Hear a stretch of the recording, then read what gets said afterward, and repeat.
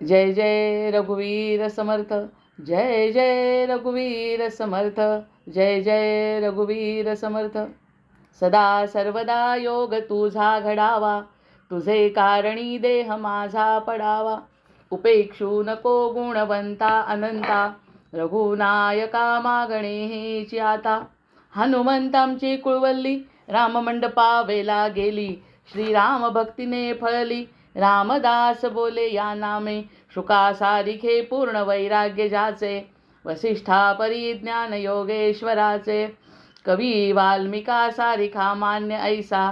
नमस्कार माझा सद्गुरु रामदासा, जयाचा जगी जन्म नामार्थ झाला.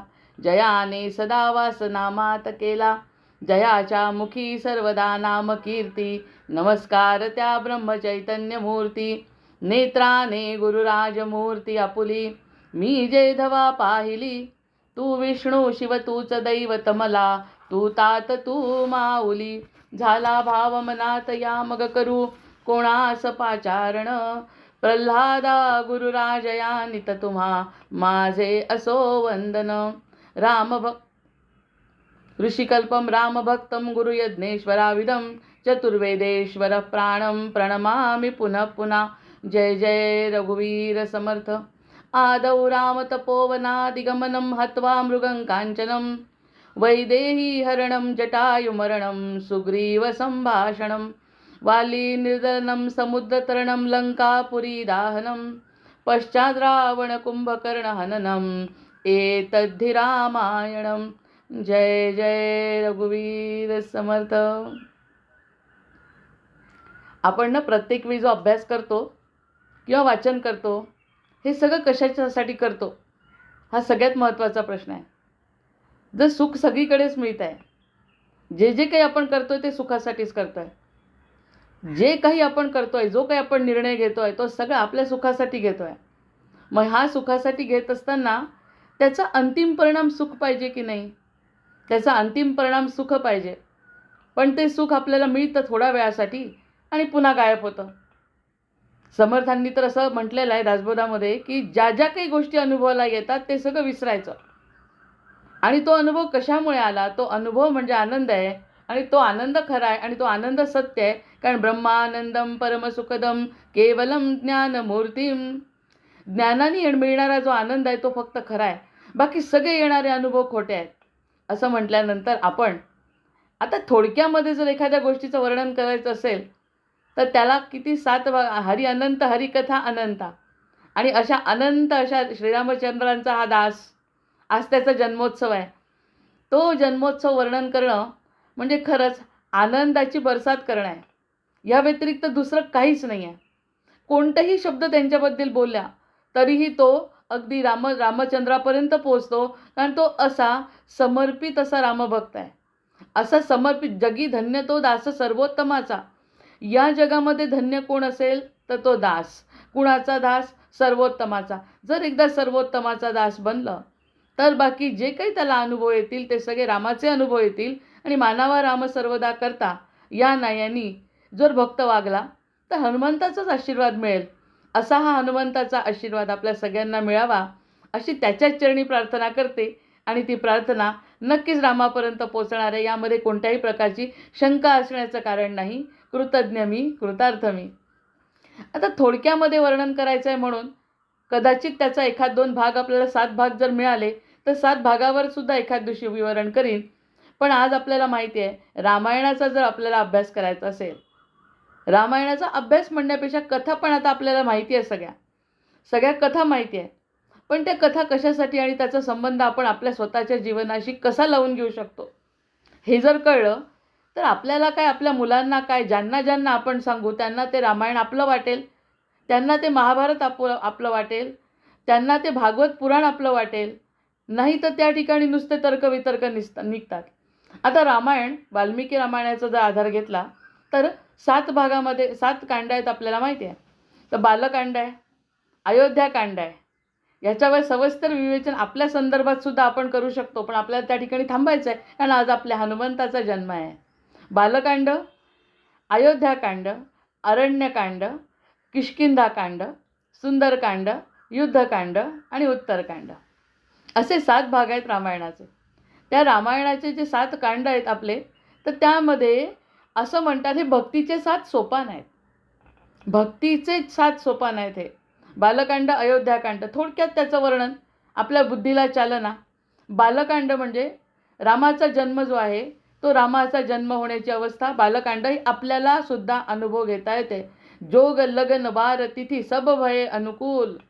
तेव्हा रामाचा जन्म होतो. आत्ताच रामचंद्रांचा जन्म आपण पाहिला, रामजन्मीला, त्या दिवशीचा पण आपला अनुभव आपण ऐकला आहे. बालकांडानंतर अयोध्याकांडामध्ये जे काही घडतं ते सगळं सुद्धा आपल्या जीवनात घडतं. रामाच्या जीवनात जे घडलं ते सगळं आपण अनुभव घेऊ शकतो स्वतः, असं अयोध्याकांड. तिसरं कांड आहे अरण्यकांड, ज्या ठिकाणी रामांचा वनवासाचा प्रवास सुरू झाला आहे. अरण्यकांड म्हणजे रामांचा वनवासाचा प्रवास. आता आपल्याला आज ज्या संदर्भात बोलायचं आहे ते आहे किष्किंधाकांड. किष्किंधाकांड म्हणजे आपल्या हनुमंताचं प्रागट्य आहे.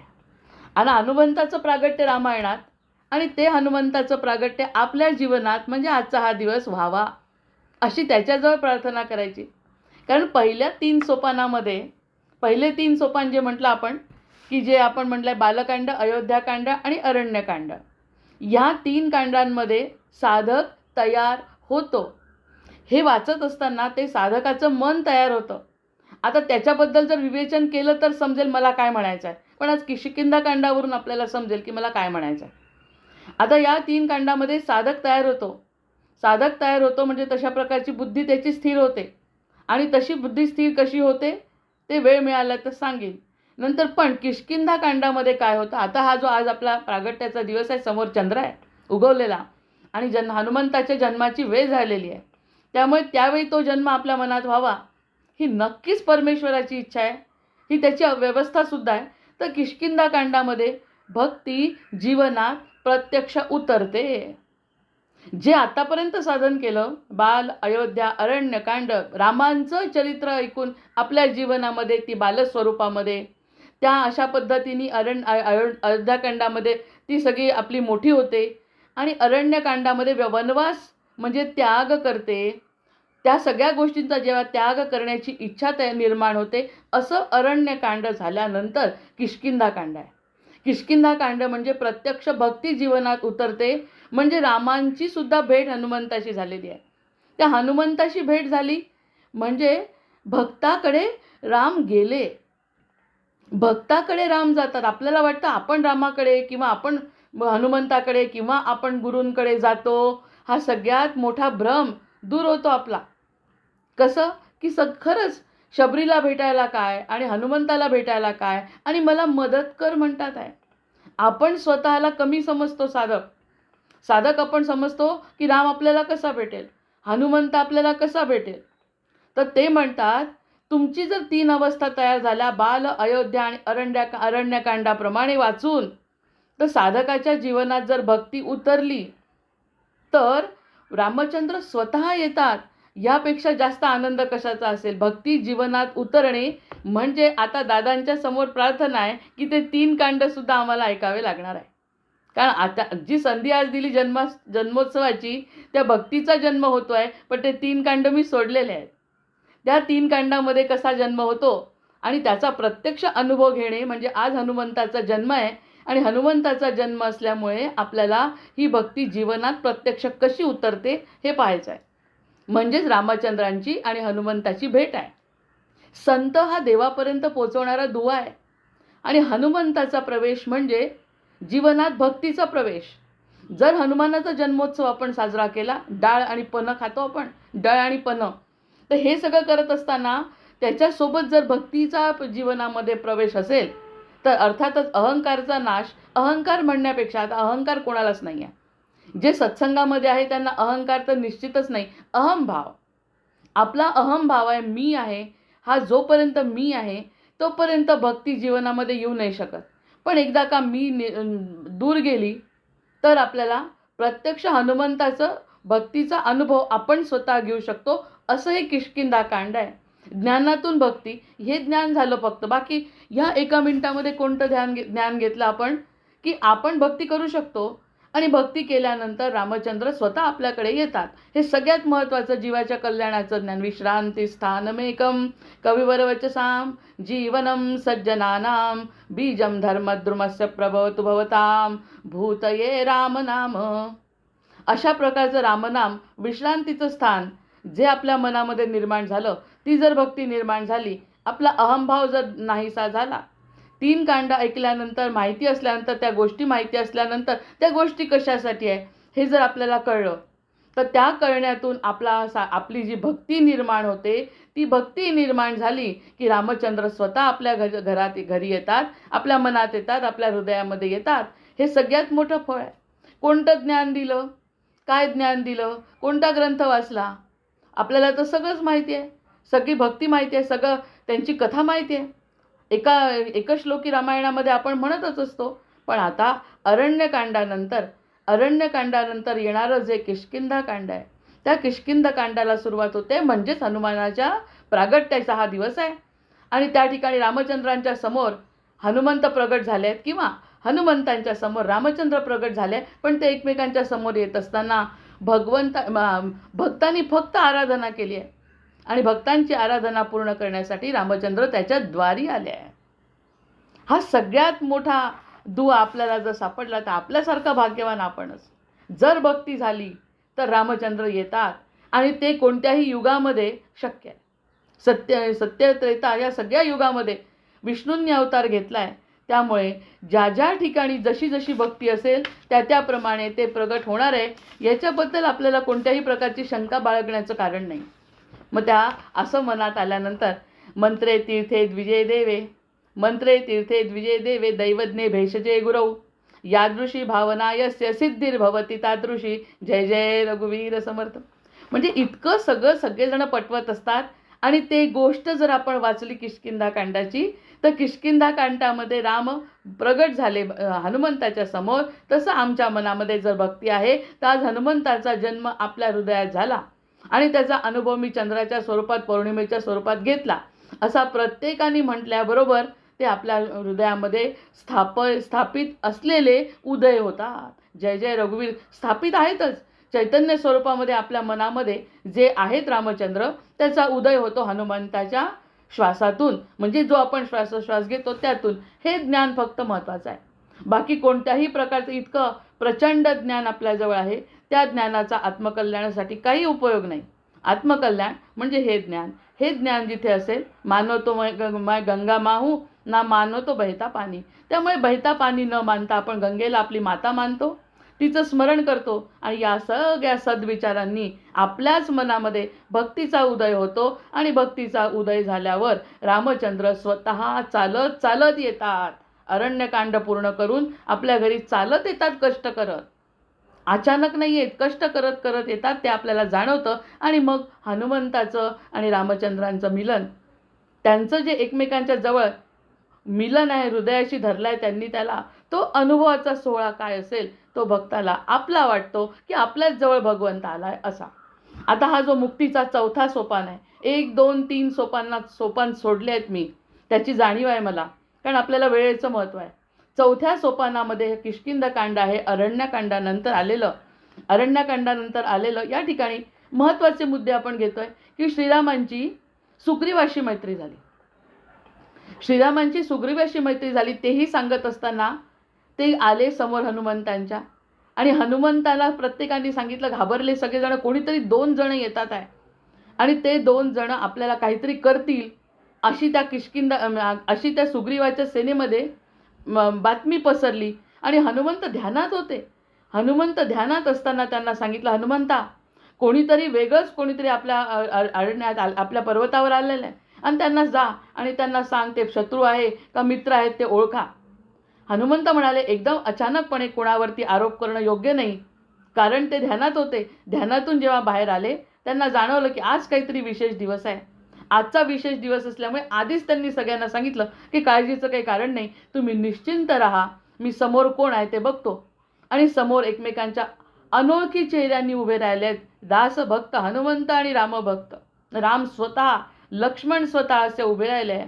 आणि त्यांचा जो अपूर्व सोहळा आहे, तो सोहळा वर्णन करण्यासाठी माझ्याजवळ शब्द नाही.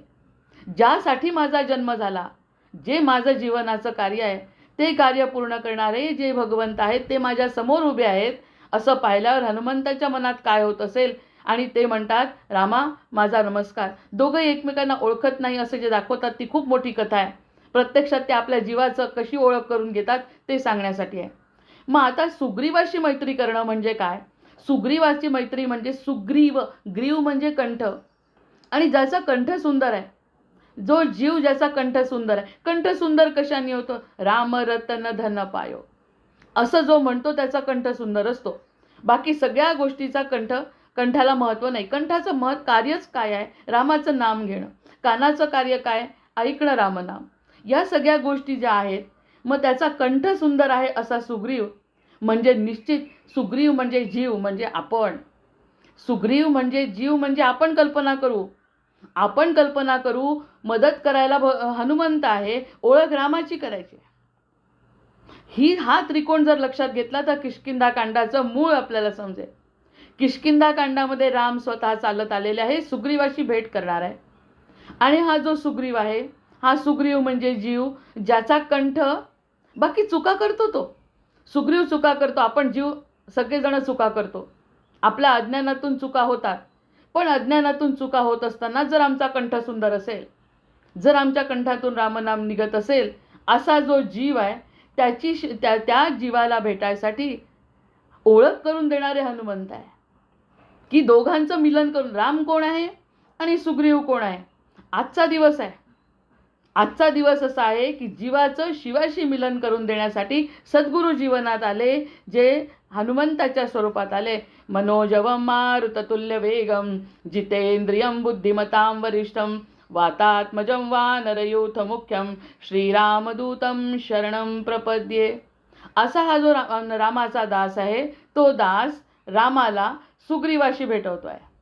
का भेटवतोय सुग्रीवाशी? कारण सुग्रीवाचा कंठ सुंदर आहे. आणि माझा कंठ सुंदर असणे म्हणजे कंठाची शोभा ही दागिन्यांनी नसून, दागिन्यांनी शोभा नाही आहे कंठाची, तर कंठाची शोभा आहे प्रभुनामानी. आणि तो प्रभूचं नाम घेतलेला जीव सुग्रीव म्हणजेच आपण. हे सगळे जर नाम घेतलं तर सुग्रीव झालो. आणि सुग्रीव झाल्यानंतर हनुमंताचा समाधीतून प्रवेश झालेला. ते स्वतः समाधीत आहेत रामाच्या, आणि त्यांचा प्रवेश झाला. प्रभूचे नाव सतत जपत राहणारा जो जीव आहे, त्या जीवाला प्रभू त्याच्याशी मैत्री करण्यासाठी ही कथा किष्किंधाकांडात सुरुवातीला आहे. अरण्यकांड संपलाय, वनवास संपलेला आहे, आणि किष्किंधाकांडामध्ये प्रभू जीवाच्या समोर हनुमंताच्या कृपेने उभे राहतात. आणि हनुमंताला सांगितलंय, ओळखा तुम्ही. कोणालाही आपण ओळखू नाही शकत.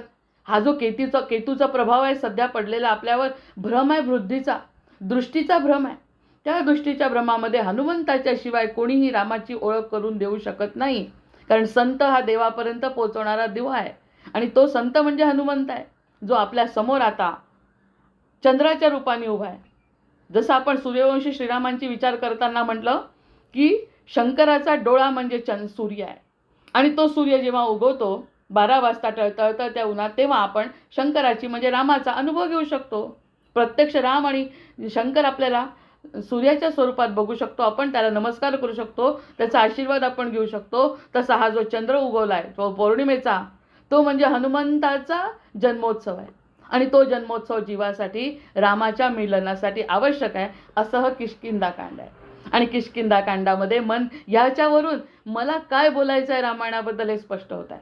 असेच 3 कांड आहेत आधीचे. त्या 3 कांडामध्ये जसं रामचंद्र जगतात तशी भक्ती आपल्या मनात निर्माण होते, असा अर्थ आपण प्रत्येकाने काढू शकतो. डोंगरे महाराजांच्या प्रवचनावरून बोलते आहे. नंतर आता ही जीव हा सुग्रीव आहे, हे तर निश्चित झालं. जीव सुग्रीव आहे आणि राम परमात्मा आहे. ते राम प्रत्यक्ष सगुण रूपामध्ये जे उभे आहेत, राम फक्त राम देहधारी राम आहेत का? नाही. ते देहधारी राम नसून सगुण रूपात प्रगटलेलं परब्रह्म आहे. सगुण रूपात प्रगटलेलं जे परब्रह्म आहे, त्या परब्रह्माची ओळख, जीवाची ओळख आपल्याला हनुमंत करून देतात. म्हणजे आपल्याला काय करावं लागेल? हनुमंताची सेवा करावी लागेल. हनुमंताची सेवा म्हणजे काय? हनुमंताला काय आवडतं दुसरं? त्याला फक्त रामनाम आवडतं. ज्या गळ्यातून रामनाम निघेल असा गळा म्हणजे सुग्रीव. जर आपण झालो तरच होणार आहे. आपले प्रयत्न त्या ठिकाणी लागणार आहे, ते तेवढे प्रयत्न केले की हनुमंताचं प्रागट्य आज आपल्या जीवनामध्ये झालं आहे.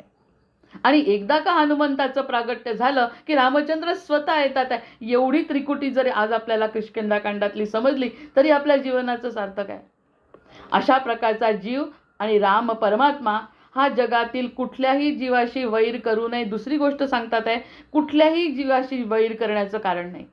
किष्किंधाकांडामध्ये राम जे सगळ्यांना घेऊन चालले आहेत ते सांगतात आहे, कुणाशी वैर करू नये आणि फार मैत्रीही करू नये. ज्याची ओळख नाही त्याच्याशी मैत्री करू नये. कोणी न भेटलं आपल्याला तर त्याचा वियोग करू नये आणि कोणी भेटलं तर त्याचा अतिशय आनंद करू नये. अशा स्थिर मनाने जो असेल तो सुग्रीव, म्हणजे ज्याचा गळा सुंदर आहे, त्यांनी विवेकाने प्रेम करावं जगाशी असं शिकवतो. कारण एकदा रामचंद्रांची कृपा झाल्यानंतर सुद्धा सुग्रीव आपल्या संसारामध्ये रमलाय. पुन्हा रमला तो, कारण जीव अज्ञानी आहे. आपण एकदा हो म्हणतो रामाला की हो आता मी फक्त रामनाम घेणार आणि फक्त हेच माझ्या जीवनाचं ध्येय आहे, पण पुन्हा कधी कधी आपल्या मनातून ते निघून जातं. पुन्हा जीव रमतो, पुन्हा रामांना आठवण करून द्यावी लागते, बाबा ते तू रमू नको, तुला जर माझ्याशी मैत्री हवी असेल तर तुला या सगळ्या गोष्टी त्यागाव्या लागतील मनाने, बाकी सगळं करावं लागेल. तर हे जे विवेकपूर्ण प्रेम सगळ्या जगावरती करावं असं म्हणतात. जे आपल्या हातात शक्य आहे ते करावं. हे जर केलं तर आपल्या कंठातलं जे रामनाम आहे ते सत्य ठरेल, अन्यथा ते सत्य ठरणार नाही, कारण त्याला राहण्यासाठी जागाच मिळणार नाही. गळा जर तसा नसेल तर परमात्म्याशी खरं प्रेम करायचं असलं तर जगातले सगळ्या गोष्टी आपल्याला मनाने सोडाव्या लागतील. आणि मनाने सोडल्यानंतर हनुमंत आपल्या जीवनामध्ये प्रगट होतो. विषयाची आसक्ती मनात नको अशी भक्ती किष्किंधाकांडामध्ये उत्पन्न होते, जन्म होतो आणि तोच आजचा दिवस आहे. त्याच्या जन्माचा उत्सव करणं म्हणजे आपल्या जीवनामध्ये त्याचा जन्माचा उत्सव करणं. प्रत्यक्षात त्याचा मूर्ती रूपामध्ये जर आपण जन्मोत्सव करायला गेलो, डाळपणं खाऊन आलो तर त्याचा आपल्या जीवनात काय उपयोग आहे. कलियुगामध्ये आपल्याशी संबंध काही असल्याशिवाय आपण कोणतीच गोष्ट करायला नको. खरंच स्वार्थी आपण व्हायला पाहिजे. तो जो स्वार्थ हनुमंताला रामचंद्रांच्या भेटीतून मिळाला तोच आज आम्हाला हनुमंत भेटीचा मिळाला तर तो जन्मोत्सव मी मानेन. अन्यथा त्या जन्मोत्सवात वर्षानुवर्ष करत आलो तरी काय उपयोग आहे. म्हणजे माझा कंठ हा रामनाम घेणारा असला पाहिजे. मी कोणावरही राग करायला नको, द्वेष करायला नको आणि मनामध्ये विवेकयुक्त प्रेम सगळ्यांबाबतीत जर असेल तर त्या ठिकाणी भगवंताचं प्रागट्य झालं असं म्हणायला हरकत नाही. त्यावरती भरपूर विवेचन आपण करू शकतो, पण मार्गदर्शनात्मक या गोष्टी सांगते. कितीतरी याच गोष्टीवर एक तास बोलू शकतो आपण की कशा प्रकारचं जीवन, विवेकाचं जीवन किष्किंधाकांडामध्ये अपेक्षित आहे. कारण वनवास संपवून राम वनवास संपवून नाही, वनवासातून राम किष्किंधाकांडामध्ये येत आहे. त्यागपूर्ण जीवन आहे त्यांचं. त्यांनी सुद्धा सगळं काही सोडलं आहे. विषयानंद असेपर्यंत ब्रह्मानंद मिळू शकत नाही. जोपर्यंत विषयामध्ये आनंद आपण घेतोय तोपर्यंत ब्रह्मानंदाची प्राप्ती होत नाही आणि ब्रह्मानंदाची प्राप्ती झाल्याशिवाय आपल्याला शांती मिळत नाही. आणि आपल्याला शांती मरणानंतर नको आहे, आपल्याला शांती या क्षणी पाहिजे. मग या क्षणासाठी जीव ईश्वराशी मैत्री तेव्हाच करू शकतो जेव्हा तो कामाची मैत्री सोडतो, वासनेची मैत्री सोडतो. म्हणजे आज जी मैत्री होणार आहे ती सुग्रीवाची, हनुमंताची आणि श्रीरामचंद्रांची मैत्री. सुग्रीव आज झाला सन्मित्र राघवांचा, सुग्रीव आज झाला, सुग्रीव आज झाला. गीत रामायण ज्या ठिकाणी त्यांनी सांगितलं सुग्रीव सन्मित्र राघवांचा, सुग्रीव आज झाला. आज सुग्रीव राघवांचा मित्र झाला. कुणामुळे झाला? तो झाला आहे आपल्या हनुमंतामुळे. हनुमंतामुळे कसा झाला? कारण हनुमंतांना समजलं हा जीव अतिशय पवित्र जीव आहे, जो सतत रामनाम घेतो. हे हनुमंतांना पटलं आणि हनुमंत रामाचा दास असल्यामुळे समोर आलेली व्यक्ती हे राम आहे हे हनुमंतांनी ओळखलं. असा हा जो मध्यस्थ आहे तो सन्मित्र राघवाचा सुग्रीव आज झाला.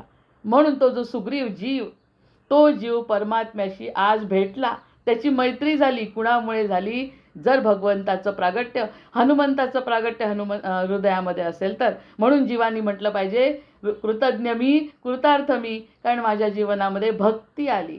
भक्तीचं दुसरं नाव हनुमंत आहे. भक्तीचं दुसरं नाव हनुमंत आहे. भक्तीचं दुसरं नाव समर्पण आहे. ह्यावरती जर चर्चा करायची असेल तर हनुमंत म्हणजे शिवाचा अवतार आहे. शिवानीच जन्म घेतलाय रामाकार्यासाठी. मग हे सगळं त्यांना स्वतःचं रूप माहिती नाही का हनुमंतांना की मी कोण आहे? का रामांना माहिती नाही मी परब्रह्म आहे? सगळं माहिती आहे तरी समर्पण इतकं आहे की रामापुढे नतमस्तक हा जीव आहे, नतमस्तक हा दास आहे. मी शिवाचा अवतार आहे. राम शिवाला मानतात, शिव रामाला मानतात. आणि प्रत्यक्षात शिव रामाच्या समोर नतमस्तक होतात, कारण ते सांगतात ही आपली दोघांची लीला आहे.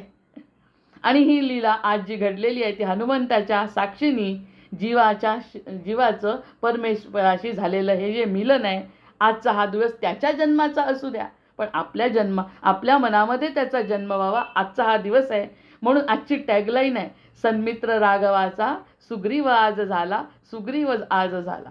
मोठं गाणं आहे ते, आणि ते गाणं तर आज अगदी निश्चित ऐकावं सगळ्यांनी. मग हे जी कामाची मैत्री सोडली, म्हणजे जगातल्या गोष्टींची आसक्ती सोडली की रामाशी मैत्री जुळते. रामाशी मैत्री जुळते हे सांगताय कोण? हनुमंत. कारण ते त्याच्यासाठी जगाला, यासाठी एक उदाहरण आहे. आपण जर वाईट असू तर आपल्यातला वाईट गुण म्हणे चावण्याचा, डंख करण्याचा जर एखादा असेल ना, तर त्यासाठी आपली जी निर्मिती आहे ना, ती निर्मिती वृश्चिक म्हणजे विंचू रूपाने आपल्याला समोर दिसते. प्रकृतीमध्ये तेच आहे. आपण जर तेच करत राहिलो आणि आपला स्वभाव जर सोडला नाही, तर वृश्चिक रूपामध्ये आपल्याला जन्म घ्यावा लागतो. करत बस चावाचाव, लोकांना डंख करत बस. ही प्रकृती आहे. ही प्रकृती आपल्यातला तो गुण घेऊन, म्हणून आपण म्हणतो ना मागच्या जन्मी हे होतो, आणि तो होतो म्हणजे तो स्वभाव होता. तो स्वभाव सोडणे, जे काही जाणवत आहे ते सगळे. आणि गळा हा सुग्रीवासारखा राममय होण्यासाठी जर आपण मैत्री ह्या गोष्टी समजून केल्या, हे जर समजलं की कोणाला फसवणे, कोणाला वाईट बोलणे, हे सगळे प्राणी आपल्याला दिसतात, त्यांच्या योनीत ते दिसतात आपल्याला की ते भोग योनीमध्ये भोगतात आहे.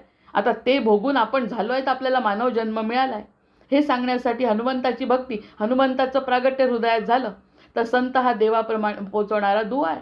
तो आपल्याला ओळखतो आणि सांगतो झालं गेलं विसरून जा, आणि सगळं विसरून फक्त रामनामकंठी घे. आणि रामनामकंठी घेण्याचं काम, जीवाला शिवाशी मिळवून देण्याचं काम आज आपल्याला हनुमंत करणार आहे. आजचा हा तो दिवस आहे. पण माणूस कामाशी मैत्री सोडत नाही.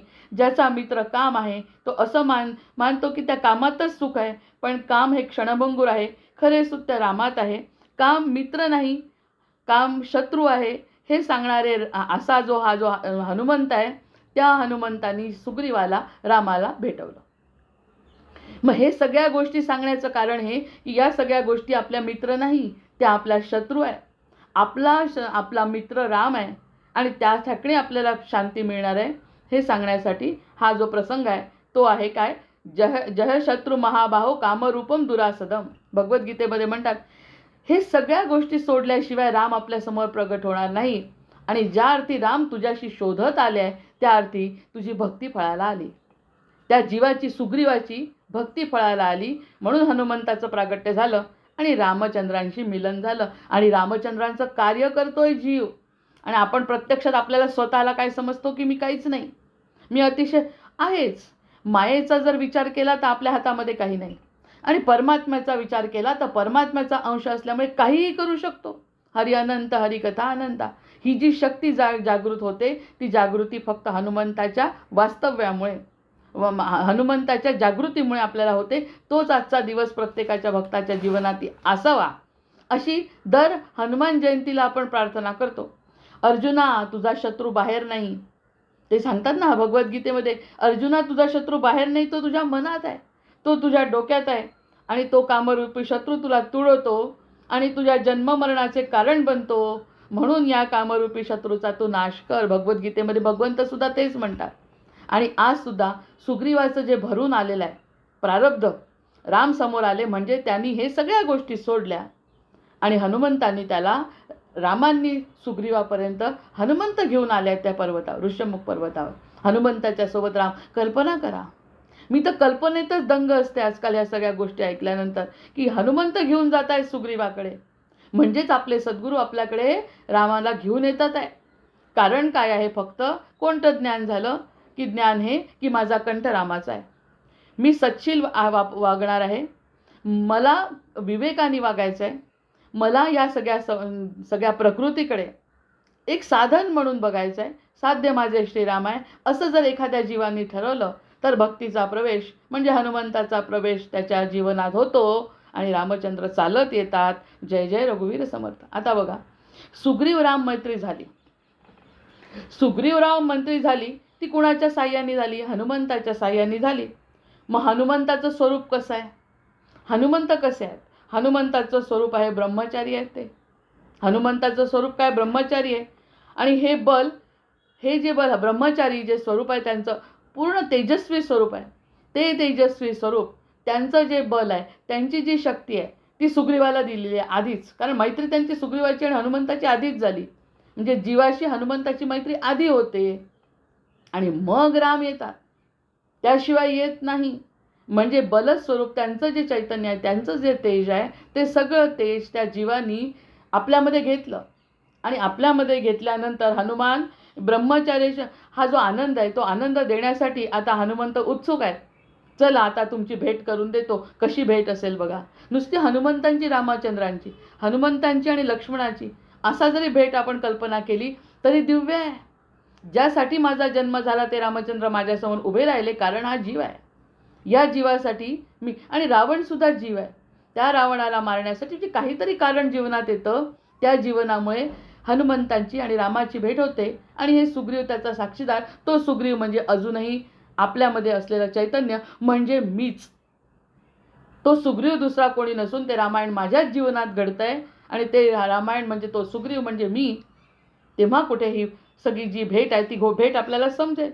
मन स्थिर नसेल तर ईश्वर स्मरण करून फायदा नाही. आणि ते स्थिर करण्याचं काम ते स्थिर करण्यासाठी आपल्याला मती कोण देत आहे? हनुमंत देतात आहे. त्याचा परिणाम त्यांचं म्हणणं आहे की असं ब्रह्मचारी आहे त्यांचं नैष्टिक, ज्याला म्हणतात 40 वेळा त्यांनी 40 दिवस ब्रह्मचर्य जर एकदा चुकलं, एकदा त्यांच्या मनामध्ये काहीतरी खोट आहे, ब्रह्मचर्य म्हणजे तेज, तेजाची खोट जर मनात आली तर 40 दिवस त्याचे परिणाम भोगावे लागतात. 40 दिवसपर्यंत ती चूक ब्रह्मचर्याची ती सांभाळल्या जात नाही. 40 दिवसपर्यंत प्रत्येक वेळी 40 दिवसांचा अनुभव फार महत्त्वाचा आहे. जशा पिढ्या 40, पण तसं सगळं हे 40 दिवसपर्यंत त्याचा परिणाम राहतो. असे कोणताही परिणाम नसलेले नैष्टिक ब्रह्मचारी, असे ब्रह्मचारी हनुमंत आपल्याला फक्त जीवाला, संसारात राहिलेल्या जीवाला आशीर्वाद देतात आहे. किती गोष्टी समजू शकतात आपल्याला, किती चुका होतात आपल्या चुका म्हणजे संसारामध्ये राहून, गृहस्थाश्रमामध्ये राहून जीव किती चुका करतो. चुका म्हणजे आत्मज्ञानाच्या दृष्टीने तशा चुका नाही करत. आत्मकल्याणासाठी किती चुका होतात की रामापर्यंत जाण्यासाठी या गोष्टी करायला नको पण करतो. पण तरीसुद्धा आठवण करून देणारे हनुमंत आहेत, ज्यांनी स्वतःचं ब्रह्मचर्य पाळलेलं आहे आणि स्वतः ब्रह्मचार्याचे, नैष्टिक ब्रह्मचार्याचे ऊर्ध्वगामी आहेत. ते असे हनुमंत जीवावरती कृपा करतात. जो जीव चुकतो स्वतःचं सगळी तपश्चर्या पणाला लावतात आपल्यासाठी. आपल्या चुका झाकून घेण्यासाठी हनुमंत आपल्यासाठी तयार राहतात. आणि त्यांनी सांगितलं ही जी माझी चूक होते आपली, ती चूक 40 दिवस टिकणारी चूक, एकदा चूक झाली ती 40 दिवस भोगावी लागते. पण ती चूक रामनामानी, सुग्रीव जो आहे ज्याचा कंठ रामनामानी भरलाय, ती सगळी दूर करण्यासाठी हनुमंत तयार आहेत. असा रामायणाचा अर्थ आपण काढायचा. जीव जशा चुका करतो, सुग्रीवानी ज्या चुका केल्या त्याच चुका आपल्या होतात. त्या चुका न म्हणता ती माया आहे, परब्रह्माची ती माया आहे. त्या मायेमध्ये आपण जे करतो ते करून सुद्धा समोर जर हनुमंताचा जन्म आहे जो झालेला, तो मनात झाला असेल, जर ती भक्ती असेल तर सर्व चुकांना क्षमा आहे. आणि सर्व क्षमा चुका करून प्रत्यक्ष विश्रांती स्थान असलेले रामचंद्र आपल्या समोर उभे राहतात. ही सगळी दैवी लीला आहे. हे जे रामायण घडलं, कुणी मानो न मानो, ते प्रत्येक जीवनामध्ये आपला जो भक्त अनुभवतोय, तो अनुभव इतिहास कसा मानेल या सगळ्या गोष्टीला. मग ह्या सगळ्या गोष्टी शास्त्रात लिहिलेल्या गोष्टी आहेत. त्या सगळ्या शास्त्रातल्या गोष्टी हनुमंत स्वतः त्याचं मूर्तिमंत स्वरूप आहे. जसं वाईटाचं स्वरूप जीव आहे, तसं अत्युत्तमाचं स्वरूपसुद्धा हनुमंत आहेत. आणि तो हनुमंत आपल्यावरती रामचंद्रांच्यासाठी कृपा करतो, कारण त्याला रामचंद्रापर्यंत जीवाला पोचवायचं आहे. असं किष्किंधा कांडाची सुरुवात आहे. जीवा शिवाची मैत्री, आणि ती मैत्री हनुमंताच्या दृष्टीने आपल्याला हे कधी डोळ्यांनी दिसतच नाही. जोपर्यंत समर्थांची कृपा होत नाही तोपर्यंत या गोष्टी आपल्याला दिसत नाही. कथा तर आपण ऐकलेली आहे. असा प्रत्येक शब्दाचा, प्रत्येक श्लोकाचा अर्थ आपण स्वतःशी लावून घ्यायचा आहे. कशाला? मत्स्यावतार जो झाला तो सुद्धा मनू मी आहे म्हणतात. मी कसा मनू? जसा मत्स्यावतारामध्ये जलामध्ये मत्स्याचा अवतार झाला, तसा गर्भामध्ये आईच्या जलामध्ये मी होतो, सोहमच म्हणत होतो. तोच मत्स्यावतार मी मनू मी आहे. कलियुगामध्ये हे मनू पाहिजेच आहेत. आता हा जो मनू आहे तो प्रत्येक मनूचा जो अंश आहे तो मीच आहे. कारण मत्स्यावतार जसा घेतला तसा मी सुद्धा मत्स्यावतार घेतलाय आईच्या गर्भामध्ये. आईच्या गर्भजलातच मी वाढलोय, तेव्हा मत्स्य होतो आणि सोहम मी म्हणत होतो. नंतर विसरलो, कारण हनुमंताची कृपा किंवा सद्गुरूंची कृपा नाही म्हणून. या सगळे अवतार सुद्धा माझ्यावरती येतात, जीवावरती येतात. असा हा जो जीव, कृतकृत्य जीव. कारण काय आहे की आज हनुमंताचं प्रागट्य आहे. हनुमंताचं प्रागट्य असा हा जन्मोत्सव आहे. सगळीकडे गुढ्या तोरणा, मनातल्या मनात गुढ्या तोरणं लावलेली आहे. आणि हनुमंताचं प्रागट्य झालं तर तो जीव समोर रामाला पाहून कसा होत असेल ह्याची कल्पना फक्त 5 मिनिटं जरी केली तरी प्रत्येक जीव समाधीत जाईल. असं हे रामायण आपल्याला अनुभवायचं आहे. मग काम आणि राम एकत्र राहू शकत नाही. कारण हा ब्रह्मचारी असलेला हनुमंत जर समोर उभा आहे, ब्रह्मचारी असलेला हनुमंत किंवा रामभक्त असलेला हनुमंत, ज्याच्या मनामध्ये दुसरं काहीच नाही रामाच्या शिवाय, लक्ष्मणाच्या सुद्धा मनात रामाच्या शिवाय काही नाही, रामाच्या मनात शिवाशिवाय काही नाही. हे जे काही लीला करतात ते सगळी लीलाधारी राम करतायत. जीवाच्या कल्याणाकरता मत्स्यावतारात केली, कुर्मावतारात केली, तशी रामावतारात करतात आहे, कृष्णावतारात करतात आहे, पुढे कलियुगात येणार आहे. हे सगळं त्यांची लीला आहे. प्रत्यक्षात हे 3 जण सतत आपलाच विचार करत असतात, त्यांच्या मनात काही नाही. मग त्यांच्या मनामध्ये कल्याणाशिवाय काही नाही, तर आपल्याही मनात रामाच्या शिवाय काही राहिलं तर ते कसं आपल्याला आशीर्वाद देतील. त्यांना प्रदूषण त्या ठिकाणी अजिबात चालत नाही. म्हणून त्यांनी म्हटलं काम आणि राम एकत्र राहू शकत नाही. काम करायचं नाही का? रामाने सुद्धा काम केलं, रामाने सुद्धा वनवास भोगला, रामाने सुद्धा कष्ट केले, रामाने सुद्धा रावणाला मारलं. कर्तव्य सुरू आहे, कर्तव्य देहाचंच सुरू आहे, पण मनामध्ये शिव आहे. मग त्या सगळ्या म्हणजेच मनामध्ये शिव असल्यामुळे शिवस्वरूपामध्ये त्यांना जन्म घ्यावा लागला हनुमंताला. आणि ते त्याच्यासोबत साथीला आले, कुणाच्या जवळ आले, सुग्रीव. किती बोलू मी याच्यावर? तोच विषय पुन्हा आपल्याला समजायला पाहिजे की ते सगळं करण्यासाठी स्वतः हनुमंतांचा अवतार घेऊन शिव त्यांच्या समोर उभे आहेत. असे निष्कपट आणि नुसते प्रेमळ असलेले रामचंद्र मनात असतील तरच काही शक्य आहे. अन्यथा दुसरा कोणतीही गोष्ट असेल तर राम आणि काम एकत्र राहू शकत नाही. जसं सरळ सरळ सांगते, अंधार आणि प्रकाश एकत्र राहू शकत नाही.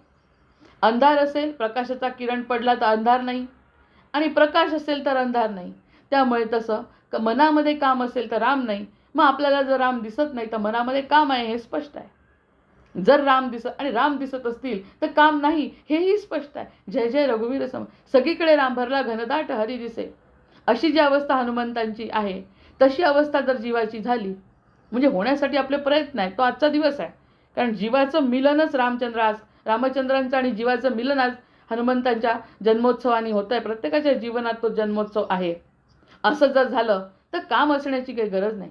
मग हे सगळे जेव्हा असतो, जेव्हा अंधार ज्या ठिकाणी जसा सूर्योदय झाल्याबरोबर प्रकाश राहत नाही, मग जिथे राम तिथे काम नाही, जिथे काम तिथे राम नाही, हे आज टॅगलाईन आहे. मग तो सुग्रीव होणं ही माझी जबाबदारी आहे. सुग्रीव झाल्यानंतर हनुमंत सोबत मित्र म्हणून येतात आणि पुढे रामचंद्रांना उभं करतात. नाही, ते उभं करतच नाही, त्या दोघांना भेटायसाठी राम येतात. उलटा नियम आहे. आपण किती मंत्र्याला भेटायला जायचं म्हणजे आपल्याला कष्ट करावे लागतात, आपण तडफड करत तिथे जातो. परमार्थाच्या क्षेत्रामध्ये आनंद देण्यासाठी, ह्या जीवाला आनंद देण्यासाठी सद्गुरू आणि रामचंद्र स्वतः तयार आहे. ते चालत येतात, ते स्वतःचे कष्ट पूर्ण करणे. म्हणजे त्यांचं जे रामायण घडलं आहे ते सगळं जीवासाठीच घडलं आहे असं म्हणायला पाहिजे. त्यांनी जे काही कष्ट घेतले ते सगळे कष्ट या जीवासाठी घेतले असं म्हटलं तरी चालेल. तसं तुलसीदास म्हणतात, सूर्य आणि रात्र कसे असतील एकत्र. सूर्य आणि रात्र एकत्र कसे असतील, या सगळ्या गोष्टी ज्या समजतात. भागवतात पण एक कथा आता ती जर सांगत बसलं तर मनुष्य शरीर मथुरा आहे हे सुद्धा आपण बोलू शकतो. मी फक्त एक आता डायरेक्शन दिलं की त्या ठिकाणी आपण कसं मथुरा, भागवतातली गोष्ट घेतली, रामायणाचं सोडलं. कारण राम आणि कृष्ण काही वेगळा नाही आहे. त्यामुळे हे सगळं जाणवण्यासाठी काय करतं, मग मथुरा आहे, मग ते कृष्ण कंस रूप आहे. कंस जसा आता दोडक्यात जर म्हणायचं तर बोलायला काय कमी नाही आहे. कंस जर आहे तर कंस जर असेल तर कृष्ण त्याला घेऊन मारतो. आणि त्याचा जो भक्त आहे त्या भक्तासाठी कृष्णाचा अवतार आहे. मग असं ज्या ठिकाणी अंधार आहे त्या ठिकाणी प्रकाश राहू शकत नाही.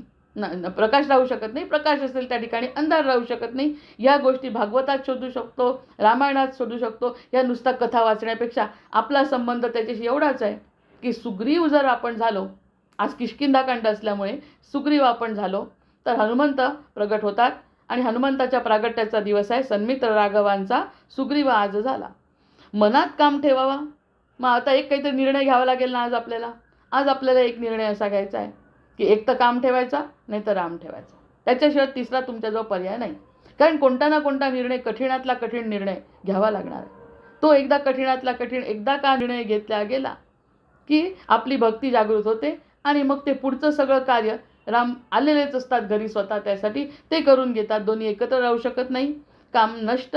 आणि एक सुंदर वाक्य मला सापडलं, काम नष्ट राम स्पष्ट. जय जय रघुवीर. काम नष्ट राम स्पष्ट. काम नष्ट राम स्पष्ट.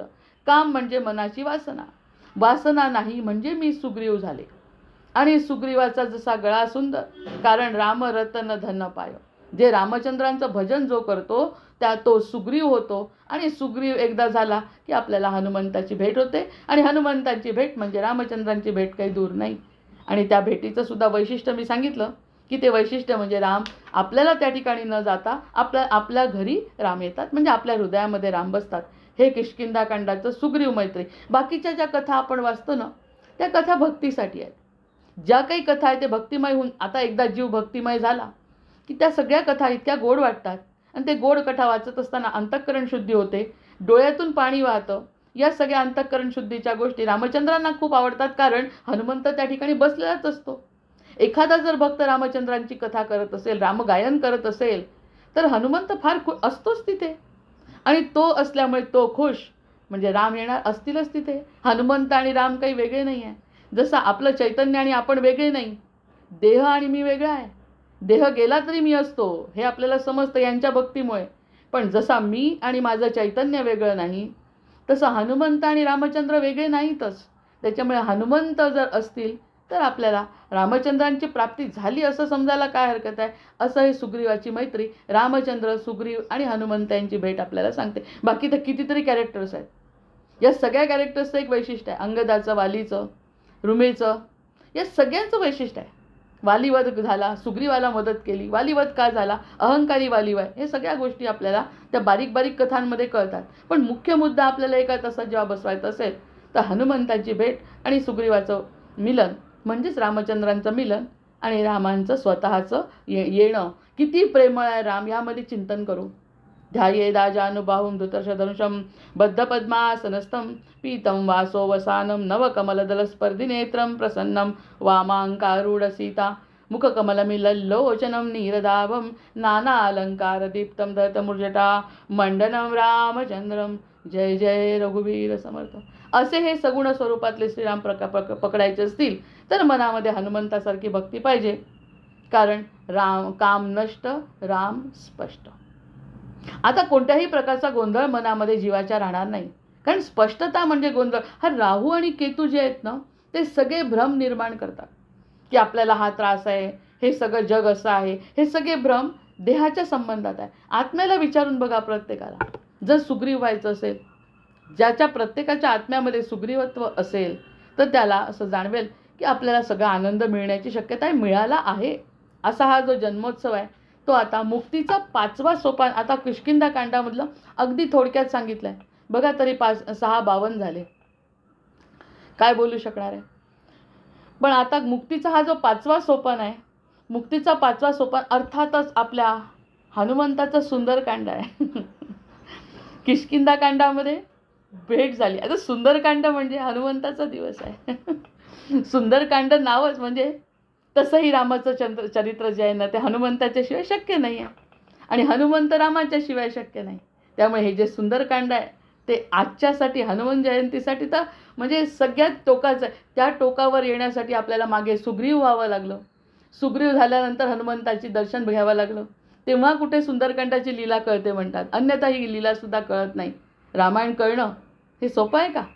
रामायण म्हणा, भगवद्गीता म्हणा, कृष्ण म्हणा, हे कळणं सोपं आहे का? पण सोपं आहे. जर जीव सुग्रीव झाला तर. मग आता 5वा सोपान जो सुंदरकांड आहे, माझ्या प्रत्येक शब्दामध्ये आज 5वा सोपान होतो आहे तो सोपान बघा. बालकांड, अयोध्याकांड, अरण्यकांड संपल्यावरती झालं किष्किंधाकांड. किष्किंधाकांडामध्ये आपण आता बघितलं. आणि 4थं जे आहे ते सुंदरकांड जे आहे ते किष्किंधाकांडानंतर आहे. म्हणजे किष्किंधाकांडानंतरच बघा, प्रत्येक गोष्टीला एक नियम असतो. त्या ज्याला सूत्री म्हणतात, ती सूत्री जर आपण सांभाळली, चतुसूत्री, तरच आपल्याला त्या गोष्टी कळतात, अन्यथा कळत नाही. हे सोपानसुद्धा भक्तीचे असे 1, 2, 3, 4, 5, 6, 7. 7वा सोपान उत्तरकांड आहे. मग ह्या उत्तरकांडापर्यंत जायचं असेल तर प्रत्येक जीव कशा पद्धतीने ते रामायण वाचलं पाहिजे, त्या कोणत्या पद्धतीने ऐकलं पाहिजे आणि कशाला ऐकायला पाहिजे, हे माझंच चरित्र आहे असं जर जीवाला वाटलं तरच त्या रामायणाचा अर्थ. कारण रामायण सतत घडत आहे. रावणही आहेत, रामही आहे, सुग्रीवही आहे, हनुमंतही आहे. हनुमंत तर प्रत्यक्षच आहेत. त्याच्याचसाठी सांगण्यासाठी हे जे सुंदरकांड आहे. सुंदरकांड सांगतं की जीवन कसं सुंदर आहे, कधी सुंदर होणार आहे. सुंदरकांडाचा अर्थ असा आहे की जीवन कधी सुंदर होणार आहे, केव्हा होणार आहे, की जेव्हा निष्काम परमार्थासाठी, परोपकारासाठी आणि परमेश्वरासाठी जगलो तर. म्हणजे हनुमंताचं जीवन सुंदरकांडामध्ये बघू. एकही कण स्वतःचा विचार करत नाही, स्वतःचं अस्तित्वच नाही आहे, स्वतःची बुद्धीच नाही. आता लंकेमध्ये जेव्हा त्याला त्याच्या राजदरबारामध्ये रावणाच्या जेव्हा बंदी करून आणलं, बंदी काय होत होता का तो, पण झाल्यानंतर तो समोर येऊन रावणाला मनातल्या मनात म्हणतो आणि आपल्या समोरही म्हणतो, सांगतो मी तुला कोणत्याही क्षणी मारू शकतो, पण हे कार्य माझं नाही.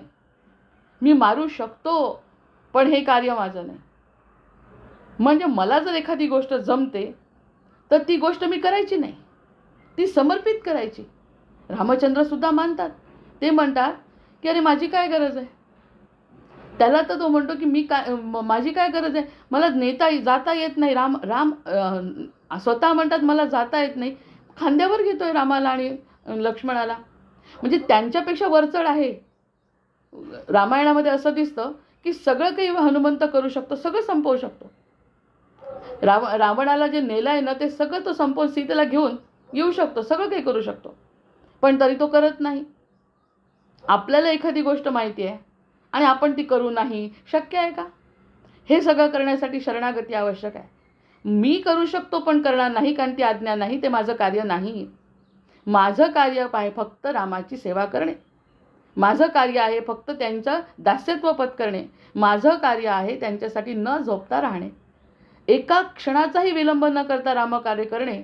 एवढंच माझं कार्य आहे. प्रत्यक्षात तर मी करू काही शकतो पण करायचं नाही आहे, असं हनुमंताचं चरित्र सुंदरकांड सांगतं.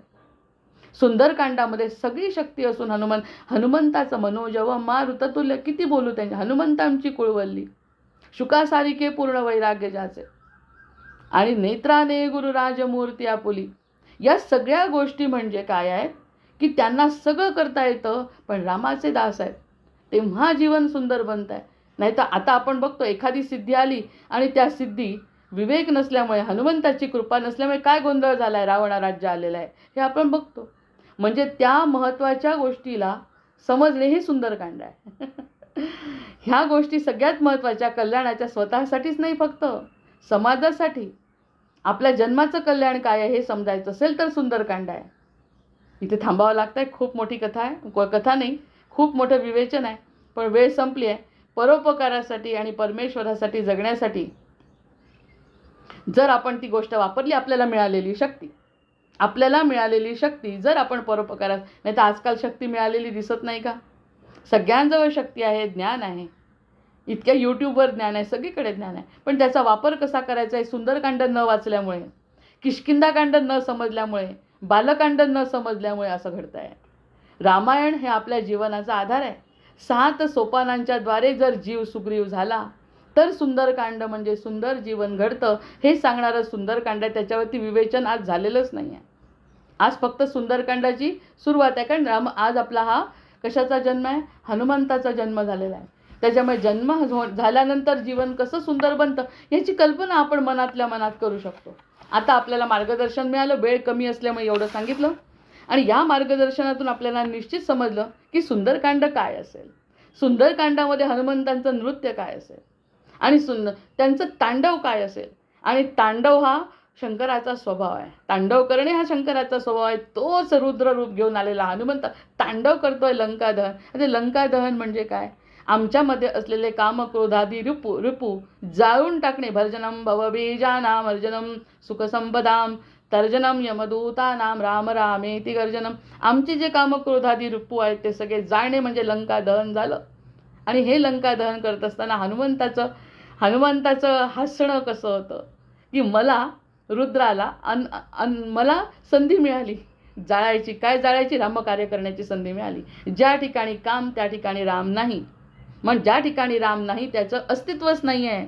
भर्जनम भवबीजानामर्जनम सुखसंपदाम. असं सगळं संपवायची जबाबदारी हनुमंतावर आहे.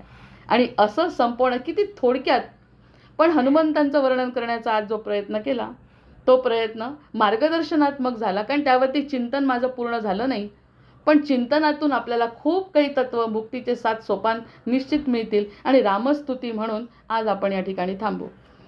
वंदे देवं विष्णुमशेषस्थितिहेतुं त्वामध्यात्मज्ञानविरन्तर्हृदि हेयाहेयद्वन्द्वविहीनं परमेकं सत्तामात्रं सर्वरदुस्तं ऋषिरूपं प्राणापानौ निश्चयबुद्ध्या रुधिरुद्ध्वा छित्त्वा सर्वसंशयबन्धं विषयोगान् पश्यन्ति शम्यं गतमोहायतयस्तं वन्दे रामं रत्नकिरीटं रविभासं मायातीतं माधवमाद्यं जगदादि मानातीतं मोहविनाशं मुनिवन्द्यं योगिद्धेयं योगविधानं परिपूर्णं वन्दे रामं रञ्जितलोकं रमणीयं भावाभावप्रत्ययहीनं भवमुख्यै योगासक्तिरर्चितपादाम्बुजयुग्मं नित्यं शुद्धं बुद्धिमनन्तं प्रणवाख्यं वन्दे रामं वीरमशेषासुरधावम् त्वं मे नाथो नाथितकार्याखिलकारी मानातीतो माधवरूपो किलदारी भक्त्यागम्यो भावितरूपो भवहारी योगाभ्यासैर्भावितचेतः त्वामद्यन्तं लोकततीनां परमीशं लोकानां नौ लौकिकमानैरुदिगम्यं भक्तिश्रद्धाभावसमेतैर्भजनीयं वन्दे रामं सुन्दरमिन्दिवरनीलं को वा ज्ञातुं त्वामतिमानं गतमानं मानासक्तो माधवशक्तो मुनिमान्यं वृन्दारण्ये वन्दितवृन्दाकरवृन्दं वन्दे रामं भवमुखवन्द्यं सुखकन्दं नानाशास्त्रैर्वेदकदम्बैर्प्रतिपाद्यं नित्यानन्दं निर्विषयज्ञानमनादिं मत्सेवार्थं मानुषभावं प्रतिपन्नं वन्दे रामं मरकतवर्णं मथुरेशम् श्रद्धायुक्तो यः पठति इमं स्तवमाद्यं ब्राह्मं ब्रह्मज्ञानविधानं भुविमर्त्या रामं श्यामं कामिदकामप्रदमीशं ध्यात्वा पातकजालैर्विगत स्यात् सीताकान्तस्मरण जय जय राम महारुद्र हनुमान की जय. जय जय रघुवीर समर्थ. आवाहनं न जानामि तवार्चन पूजाञ्चैव न जानामि क्षम्यतां परमेश्वर क्षम्यतां परमेश्वर क्षम्यतां परमेश्वर. जय जय रघुवीर समर्थ. पुन्हा एकदा हनुमान जन्मोत्सवाच्या सगळ्यांना खूप खूप शुभेच्छा. आणि ही जी संधी दादासाहेब टिचकोले योगवर्गात मला मिळाली आहे त्यामुळे रामकृष्ण दादांचे आणि सगळ्या भक्तांचे मी पुन्हा एकदा मनश्च आभार मानते. जय जय रघुवीर समर्थ.